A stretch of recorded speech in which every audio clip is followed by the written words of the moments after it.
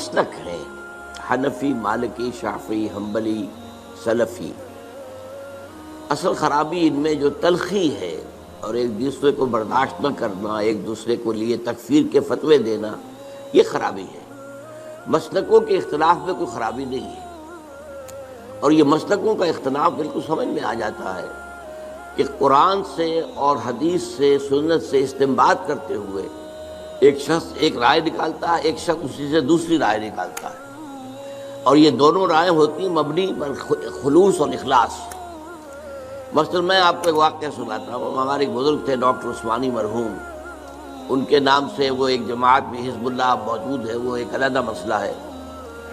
انہوں نے ایک دفعہ درس دیا اور اس میں نماز باجماعت کے التزام اور پابندی کے لیے زور دینے کے لیے انہوں نے وہ واقعہ بیان کیا کہ حضور صلی اللہ علیہ وسلم جب مرض وفات میں مبتلا تھے تو ظاہر بات ہے کہ چند نمازوں میں وہ مسجد نبوی میں نہیں آ سکے اپنی بیماری کی وجہ سے۔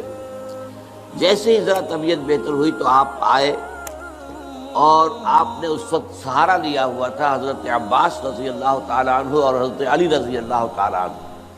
ان دونوں کے سہارے سے آپ مسجد کے اندر آئے تو حضرت ابو بکر نماز پڑھا رہے تھے، وہ پیچھے ہٹنے لگے کہ حضور آ گئے تو وہ آپ نماز پڑھائیں گے، تو آپ نے اشارت سے کہا نہیں تم نماز پڑھاؤ، اور آپ بیٹھ گئے حضرت ابو بکر کے پاس۔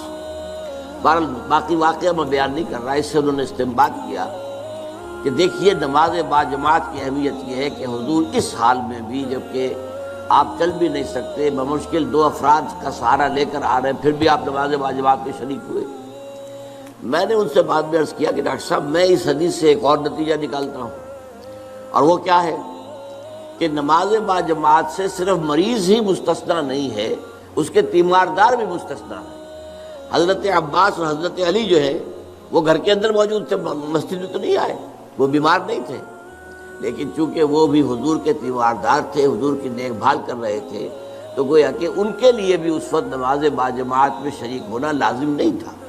اب دیکھیے واقعہ ایک ہی ہے، اس سے ایک نتیجہ یہ نکل رہا، ایک نتیجہ یہ نکل رہا ہے۔ اس میں خلوص کی بنا پر لوگوں نے اختلاف کیا، اور اختلاف کی وجہ سے کوئی مسلک وجود میں آ گئے۔ یا ایک اور مثال میں آپ کو دیتا ہوں، حضور کی ایک حدیث ہے صلی اللہ علیہ وسلم کہ جب بھی مسجد میں جاؤ تو 2 رکعت جو ہے تحیۃ المسجد پڑھے بغیر مت بیٹھو، یہ مسجد کا حق ہے۔ آپ مسجد میں گئے ہیں 2 رکعت پڑھیے۔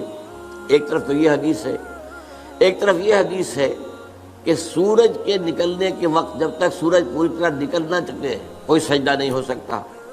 فجر کے بعد فجر کی نماز کے بعد سے لے کر سورج کے پوری طرح طلوع ہونے تک کوئی سجدہ جائز نہیں۔ اسی طرح عصر کی نماز کے بعد سے اور سورج کے غروب ہو جانے تک پوری طرح کوئی سجدہ جائز نہیں۔ اب کیا کریں؟ اب اگر ایک شخص عصر کے بعد مسجد میں آیا ہے، اب مسجد میں مغرب کی نماز میں ابھی 10 منٹ ہے، 15 منٹ ہے، کیا کرے؟ وہ کون سی حدیث پر عمل کرے؟ پہلی حدیث پر عمل کرے یا دوسری پر کرے؟ پہلی حدیث پر عمل کرتا ہے تو گویا کہ وہ ممنوع اوقات میں سجدہ کر رہا ہے، دوسری پر عمل کرتا ہے تو جو پہلی حدیث ہے اس پر عمل رہ گیا۔ اب اس میں لوگوں نے اصول بنایا ہے کہ جہاں کسی چیز سے روکا جائے وہ زیادہ قوی ہے بنسبت اس کے جس میں حکم دیا جائے۔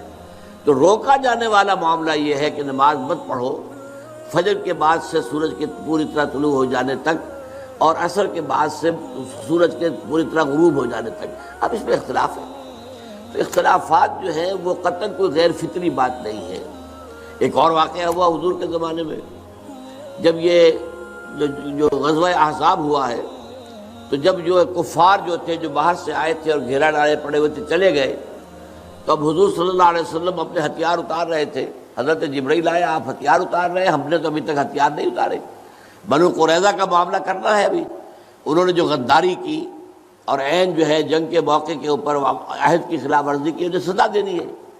اور چلیے حضور نے سب کو حکم دے دیا، اب کوئی مسلمان عصر کی نماز غالباً تھی نہ پڑھے جب تک کہ بنو قریظہ میں نہ پہنچ جائے، یعنی جلد از جلد بنو قریظہ کے علاقے میں پہنچ جائے۔ اب کچھ حضرات کا معاملہ ایسا ہوا کہ وہ ابھی راستے میں تھے، انہوں نے محسوس کیا کہ نماز جو ہے عصر کا، وہ تو اب عصر جو ہے وہ ہماری قضا ہو جائے گی، اب نکل رہا ہے، اب ہم وہاں پہنچ نہیں، ابھی تک کیا کریں؟